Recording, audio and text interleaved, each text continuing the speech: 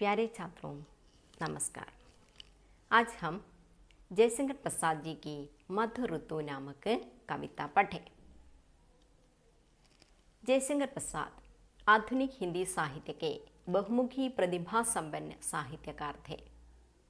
आपने अपनी 47 वर्ष की आयु में हिंदी साहित्य के विभिन्न शाखाओं कविता, कहानी, निबंध, उपन्यास आदि सभी क्षेत्रों में सफलतापूर्वक कलम चलाकर हिंदी साहित्य भंडार को समृद्ध एवं उन्नत बनाया था।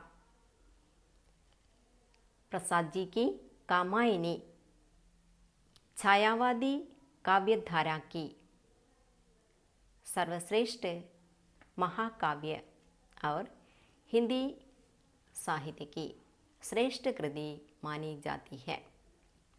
प्रसाद जी की एक छायावादी कविता है मधु ऋतु। कविता की ओर देखें। मधु ऋतु। अरे आ गई है भूली सी यह मधु ऋतु 2 दिन को, छोटी सी कुड़िया में रच दूं नई व्यथा साथिन को। वसुधा नीचे ऊपर नभ हो, नीड अलग सबसे हो, झारखंड के चिर पतझड़ में भागो सूखे तिनको। अरे आ गई है मधुर भूली सी यह मधुर 2 दिन को। कवि इस कविता में इस प्रकार बताते हैं, मधुर 2 दिन के लिए रास्ता भूलकर भूमि पर आ गई है। अरे आ गई है भूली सी यह मधुर 2 दिन को। मधुर 2 दिन के लिए रास्ता भूलकर भूमि पर आ गई है। അതായത് മധു ഋതുവിൻ്റെ ആഗമനം വളരെ കുറച്ചു കാലം മാത്രമേ വസന്തകാലം ഭൂമിയിൽ നിലനിൽക്കുകയുള്ളൂ. അതുകൊണ്ടാണ് കവി ഇവിടെ വഴിതെറ്റി വന്ന ഒരു സ്ത്രീയോട് മധു ഋതുവിനെ അല്ലെങ്കിൽ വസന്തകാലത്തെ ഉപമിക്കുന്നത്. അരേ ആ ഗയി है भूली सी यह मधु ऋतु 2 दिन को। मधु ऋतु 2 दिन के लिए पद भूलकर भूमि पर आ गई है। छोटी सी कुटिया में रच दूं नई व्यथा साथिन को। कवि कहते हैं, मैं अपनी इस नई व्यथा साथिन के लिए एक छोटी सी कुटिया बना दूं। वसुधा नीचे ऊपर नभ हो, नीड सबसे अलग हो। वसुधा भूमि, नभ आसमान। भूमि और आकाश के बीच में मैं अपनी यह नई साथिन के लिए एक नीड बना दूंगी। झारखंड के चिर पतझड़ में भागो सूखे तिनको। कवि कहते हैं, सूखे तिनको जैसे लोगों को झारखंड फॉरेस्ट वन के चिर पतझड़ में भाग जाने के लिए कवि कहते हैं। झारखंड के चिर पतझड़ में भागो सूखे तिनको। सूखे तिनको को झारखंड के पतझड़ में जाने को कवि कहते हैं। वह कवि के शून्य हृदय में प्रेमिका का आगमन अचानक होता है। कवि इस प्रकार कहते हैं, कवि के शून्य हृदय में पद भूलकर आने वाली मधु ऋतु के समान अचानक प्रेमिका आ गई है।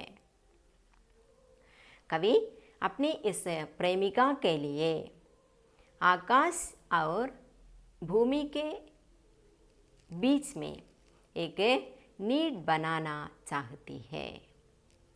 छोटी सी कुटिया में रच दूं नई व्यथा साथिन को। प्रेम व्यथा प्रधान है या विरह प्रधान है, इसलिए कवि अपने इस नई प्रेमिका को इस प्रकार कहते हैं, व्यथा साथिन कहकर बुलाते हैं। मैं अपनी इस प्रेमिका के लिए और यह व्यथा साधन के लिए एक छोटी कुटिया बना दूं। आशा के अंकुर झूलेंगे, पल्लव पुलकित होंगे, मेरे किसलई का लघु भव यह आह खलेगा किनको। आशा के अंकुर झूलेंगे, कवि के यह छोटी कुटिया में, कवि अपनी प्रेमिका के लिए जो छोटी कुटिया बनाती है, इस कुटिया में आशा के अंकुर फूट जाएंगे, पल्लव पुलकित होंगे, पल्लव पुलकित हो जाएंगे, मेरे किसले का यह लघु भव आ खलेगा किनको। कवि कहते हैं मेरे किसले का यह लघु भवन किसको बुरा लगेगा, अर्थात सबको अच्छा लगेगा। कवि अपने मन में अपनी नई प्रेमिका के लिए एक कुटिया बनाती है। कवि कहते हैं इस कुटिया में या कवि के यह मन में रागात्मक दुनिया में आशा के नए नए अंकुर फूट जाएंगे और प्रेमी रोमांचित हो जाएंगे। कवि का यह मनोहर प्रेम का संसार किसको बुरा लगेगा, अर्थात सबको अच्छा लगेगा। सिहर भरी कंबती आवेगी मलयानिल की लहरें, चुंबन लेकर और जगाकर मानस नयन नलिन को। सिहर भरी कंबती आवेगी मलयानिल की लहरें। तो इस छोटी कुटिया में मलयानिल की लहरें, मलयानिल मलय पर्वत से आने वाली हवा सिहर भरकर कंपती हुई आवेगी, चुंबन लेकर और जगाकर मानस नयन नलिन को। कवि के मन रूपी नयन को चुंबन लेकर जगाएगी।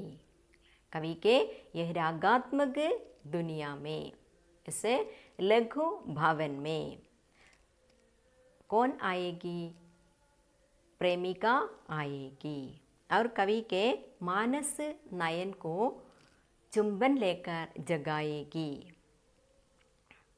जवा कुसुम सी उषा खिलेगी मेरी लघु प्राची में।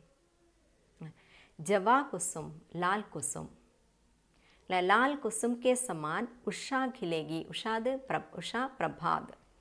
कवि के मन में लाल कुसुम के समान उषा खिल जाएगी, अर्थात कवि के रागात्मक दुनिया में प्रेमिका लाल कुसुम के समान सबका हिम लालिमा फैलाती हुई आएगी, जैसे प्रभात की वेला में लालिमा। हंसी भरे उस अरुण अधर का राग रंगेगा दिन को। हंसी के साथ प्रेमिका का आगमन होता है, उसके यह अरुण अधर का रंग सबका ही फैल जाएगा। अंधकार का जल्दी लांघ कर आवेगी शशि किरणें, अंतरिक्ष चिटकेगा कण कण निशी में मधुर तुहिन को। अंधकार का जल्दी लांघ कर या अंधकार का समुद्र पार करते हुए, जल्दी समुद्र अंधकार का समुद्र पार करते हुए कौन आएगा, शशि किरणें आएगी या चांदनी फैल जाएगी। अंतरिक्ष चिटकेगा कण कण निशी में मधुर तुहिन को। उस समय अंतरिक्ष में ओस कणों की वर्षा होगी। प्रेम हमेशा रोशनी प्रधान है, प्रेम में रोशनी है, इसलिए कवि इस प्रकार कहते हैं प्रेमिका का आगमन अंधकार के, यह अंधकार दुख है, दुख के अंधकार रूपी दुख सागर को पार करते हुए प्रेमिका का आगमन होता है। अंधकार का जल्दी लांघ कर आवेगी शशि किरणें, जिस प्रकार अंधकार के समुद्र को पार करते हुए चंद्रमा फैल जाती है, उसी प्रकार है प्रेमिका के या प्रेमी के मन में प्रेमिका का आगमन होता है। इस एकांत सृजन में कोई कुछ बाधा मत डालो, जो कुछ अपने सुंदर से है दे देने दो इनको। कवि कहते हैं इस एकांत सृजन में कोई कुछ बाधा उपस्थित नहीं करनी चाहिए। इसके बदले जो कुछ अपने में ही सुंदर है इसे इस प्रेम युग्मों को दे देना है। प्रसाद जी की एक छायावादी कविता है मधुर दो। छायावाद की सभी विशेषताओं के साथ प्रसाद जी ने मधुर ऋतु नामक कविता की रचना की है। इसलिए यह छायावाद की एक श्रेष्ठ देन मानी जाती है। समझा? अरे आ गई है भूली सी यह मधुर दो दिन को। ഇവിടെ കവി മധുഋതുവിനെ വസന്തകാലത്തിൻ്റെ വരവിനെ ഉപമിച്ചിരിക്കുന്നത് എങ്ങനെയാണ്? 2 ദിവസത്തേക്ക് മാത്രമായിട്ട് വഴിതെറ്റി വന്നിരിക്കുന്നതായിട്ടാണ് ഈ മധുഋതുവിനെ കവി സങ്കല്പിച്ചിരിക്കുന്നത്. അതായത് ഇവിടെ കവിയുടെ ശൂന്യമായ മനസ്സിലേക്ക് പ്രേമികയുടെ വരവ് എങ്ങനെയാണ്? 2 ദിവസത്തേക്ക് വഴിതെറ്റി വന്ന വസന്ത ഋതുവിനെ പോലെയാണ്. കവി പറയുകയാണ് ഈ വസന്തകാലം അല്ലെങ്കിൽ കവിയുടെ മനസ്സിലേക്ക് വന്ന പ്രേമിക അല്ലെ, പ്രേമികയുടെ ആ ഒരു ആഗമനം അല്ലെ, സ്നേഹത്തിൽ എപ്പോഴും എന്തുണ്ടാകും? വ്യഥ, ദുഃഖമുണ്ടാകും. അതുകൊണ്ടാണ് കവി ഇവിടെ ഈ മധുഋതുവിനെ അല്ലെങ്കിൽ തൻ്റെ പ്രേമികയെ ആരോട് ഉപമിച്ചിരിക്കുന്നത്? വ്യഥാസാധ്യൻ എന്ന് വിളിക്കുന്നത്. സാധ്യൻ എന്ന ഫ്രണ്ട്. കവി തൻ്റെ ആ ഒരു പ്രേമികയ്ക്ക് വേണ്ടിയിട്ട് ആകാശത്തിൻ്റെയും ഭൂമിയുടെയും ഇടയിലായിട്ട് ഒരു ഒരു നെസ്റ്റ് ഉണ്ടാക്കുന്നു. ആ കവിയുടെ ആ ഒരു രാഗാത്മകമായ ആ ഒരു ലോകത്തിലേക്ക് ആരെത്തുന്നു? പുതിയ പുതിയ ആശകൾ, ആഗ്രഹങ്ങൾ ഉണ്ടാവുന്നു. അങ്ങനെ കവിയുടെ മനസ്സ് രോമാഞ്ച പുളകിതമാവുന്നു. കവി പറയുകയാണ്, എൻ്റെ തളിരുകൊണ്ടുണ്ടാക്കിയിരിക്കുന്ന ഈ മനോഹരമായ ഭവനം ആർക്കാണ് ഇഷ്ടപ്പെടാത്തത്? ഇവിടെ കവി ഉദ്ദേശിക്കുന്നത് ആ ഒരു മനോഹരമായ ഒരു സ്നേഹ ഭവനത്തെയാണ് ഉദ്ദേശിക്കുന്നത്. അവിടെ കവിയുടെ രാഗാത്മകമായ ആ ഒരു ലോകത്തിലേക്ക് മലയാനിൽ വരുന്നത് പോലെയാണ് ആരെത്തുന്നത്? പ്രേമിക എത്തുന്നത്. അങ്ങനെ കവിയുടെ മനസ്സിനെ അത് ഉണർത്തുന്നു. കവിയുടെ മനസ്സിലെ ആ ഒരു പ്രേമികയുടെ വരവ് എങ്ങനെയാണ്? കിഴക്കു ഭാഗത്ത് എങ്ങനെയാണ് പ്രഭാതം പൊട്ടിവിടരുന്നത്, അതേപോലെ 4 ഭാഗത്തും ലാലിമ അല്ലെ, ചുവപ്പ് പരത്തിക്കൊണ്ടാണ് പ്രേമിക എത്തുന്നത്. രാത്രിയിലെ അന്ധകാരത്തെ മറികടന്നുകൊണ്ട് ചാന്ദിനി എങ്ങനെയാണ് 4 ഭാഗത്തും വ്യാപിക്കുന്നത്?